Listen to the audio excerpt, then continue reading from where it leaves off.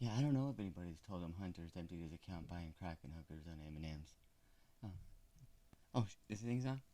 So anyway, we're back. Biden ripped for literally threatening to nuke law-abiding American citizens. He's literally recording NRA ads. The Daily Wire.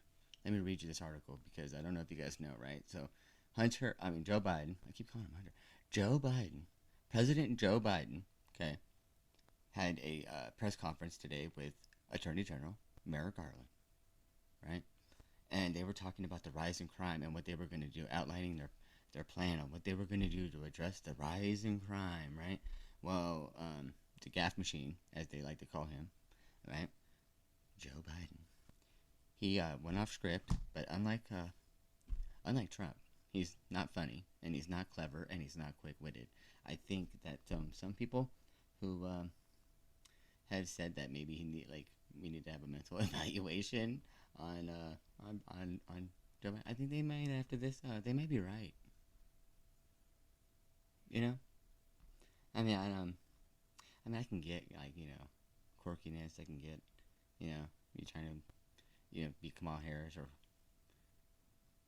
Hillary Clinton and trying to be funny and really not. I mean, I'm not funny all that much. I think I kind of am, but I'm not really. But you know what I mean? And we all are like that in some ways, right? But I think that when your president is acting and doing the same exact threats that the that the worst member in Congress, Eric Swalwell, had did. Okay, Eric Fartswell. Remember that, right? When you're supposed to be bringing morality back, and you're acting like the very worst member of Congress, who by the way, got duped and finessed by sleeping with a Chinese spy, and ain't no one tripping on that, right? What's up with that? That's kind of weird.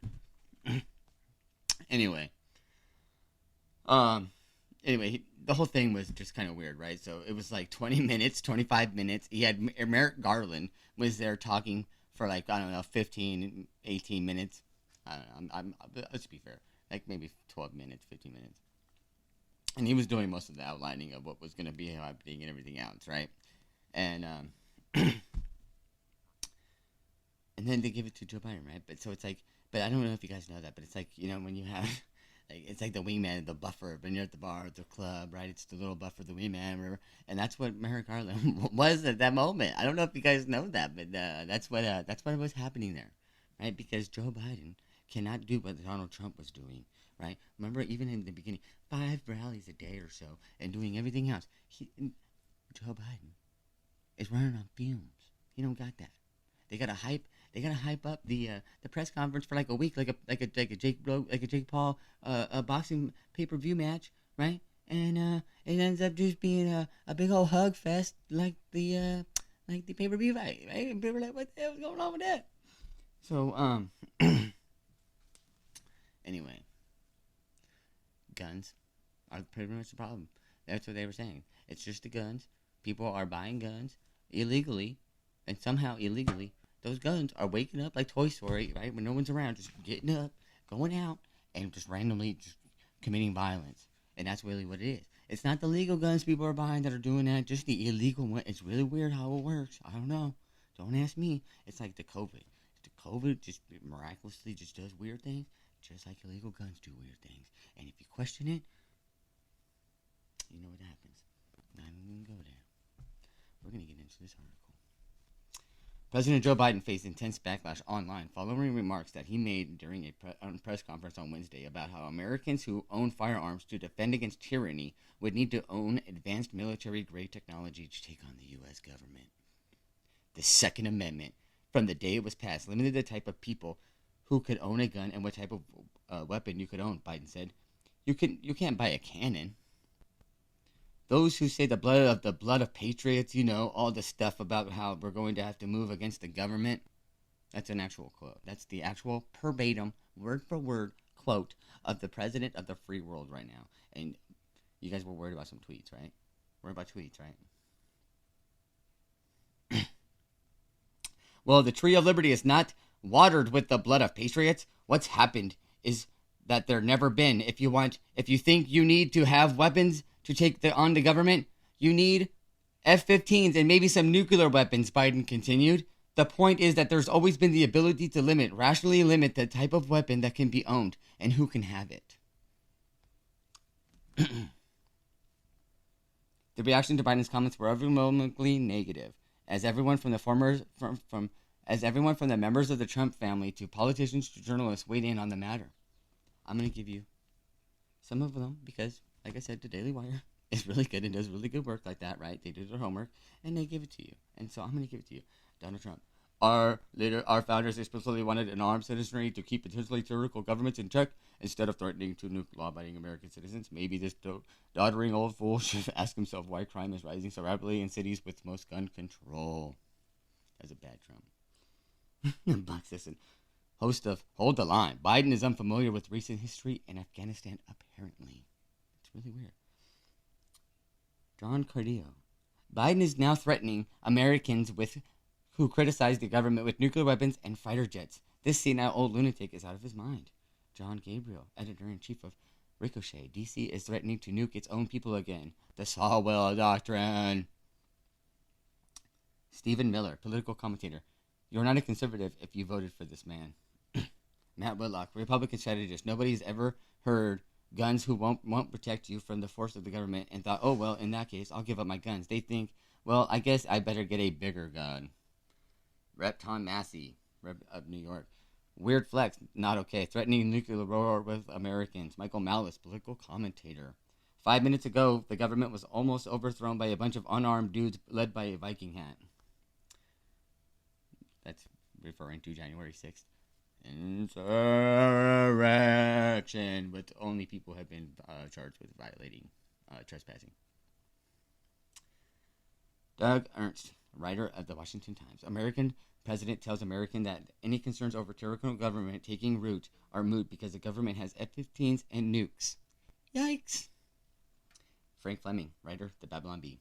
The absolute worst anti-gun argument, the one I think only has ever pushed people in the other direction. If the government decides to go full Nazi, it's too powerful for you to stop it.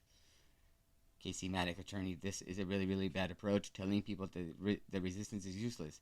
No confidence building. An alternative and better approach, never tried, might be demonstrating that the government is willing to abide by the restraints of the Constitution on its power. Dana Lash, political commentator. There wasn't a ban on cannons or any armed days of the revolutions. Gerald Bear, political commentator. Biden is literally recording NRA ads. So, but they went on to Biden goes on to basically say, and Merrick Garland, basically, both of them confirmed, that their outline is basically to fund the cops, bring more cops in, try to hire more cops, okay? Bring the ATF in, have more ATF agents, like 300 or so, maybe more than that, ATF agents to where they can have some strike forces and just go after these armed carriers, the illegal armed traffickers, bring them off. Operation Fast Furious. And so, they want to do that, right? But they also are trying to say have no cash bail. They want to have alternative sentencing so you can get out and for your pre-trial, right? They want to have no jails, no this other stuff. So how are you really going to be enforcing all of this other stuff? And then how are you incentivizing anybody to really be doing well, right? It just seems like they go, oh, just the kids are fighting over one toy. Oh, okay, so here's what we do. We take away the toy, and then they don't fight no more. This is literally, we're being ruled and governed by a bunch of people who really don't really care about the issues or anything, and just think that it's simple as take the toy away, put the mask on, wash your hands, and everything will be all okay, guys. It's all, you know what I mean? And that's really what's dangerous to me, in my opinion, okay? I think that we should actually be asking more questions. I think we should be standing up and you know what I mean? Not worried about what these guys are really are going to say to us, because they've already saying it and thinking it, right? Deportable, irredeemable, basketball, right? On, etc., etc., etc., right? But I think that these people have never really had anybody push back on them, and they don't understand that, right? Even their own staff, everybody, oh, you're so great, yeah, that's a great idea, because they don't want to be fired, they don't want to be rejected, or any of that, right? But just like with the CRT, what's going on, and everything else, right? You got the border being packed up. I mean, there's a big a big a pressure cooker that's happening right now, and it got everybody focused on all this other stuff. You're telling people they couldn't work. You're telling people now that their mom was gonna die. You're telling people they couldn't say mom. You're telling people that they have to get a jab. You're putting all this kind of stuff on everybody else and everything else, and then you're trying to tell them one thing and another thing, and now you're trying to go after one thing. It's right. It seems really chaotic. It seems disorganized. It seems really like unplanned, unthought through. It seems like the same stuff that was going on in Libya and Syria and everything in Afghanistan. It seems like they're just trying to do the same tactics that they were doing there and doing it here, because it seems like Afghanistan's falling down. We're falling down. It just seems like and then you got some people saying, well, look, a lot of the stuff that's like a lot of the shootings and stuff that's happening like in Chicago. Well, look, you got a lot of like gun restriction laws. You got a lot of these restrictions and gun control laws in Chicago already. Okay, cool. So what they'll say is, okay, well, they're going to Indiana and they're going to all these other places that are buying the guns, and then they're going there and then committing these illegal activities. Okay.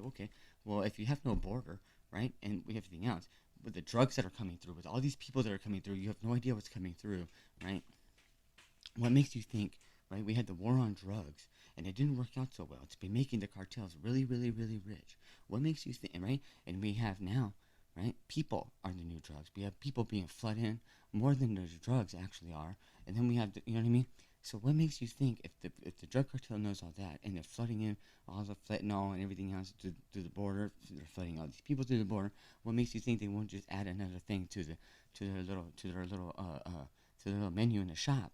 Right? They'll go, oh, now we'll just give you these guns and everything else, and you're just making a bigger black market for the cartels and everything else, right? Which is why we need a border wall. We need a structure there. We need to probably maybe think of these cartels as international terrorists and maybe be going to war with these cartels, okay? We need to probably go to war and actually start cracking down on gangs and locking these sons of bitches up, because really, a lot of the problems are by repeat offenders. Right? It's not just everybody else is acting up. We take a lot of these, really the main heads of the gangs. We take all these other people out, like the ones that are, and the ones that are lower level, like the kids and everything else, won't have the action to go into them, like Alex Toledo. You'll be preventing another Alex Toledo from ever having to do any of that by going after the bigger kahunas and taking them out, boom, and putting them in the jails, and not the lower ones, right? And then that would be a lot of police reform and everything else. I think that would be a wiser idea and a better, more effective way to actually curb a lot of these issues. But then again, who am I, right? So, I hope you guys had a good day. I hope you guys enjoy yourself. And I hope you guys know that I do love you guys. And I hope you guys are doing well. Alright? Toodles.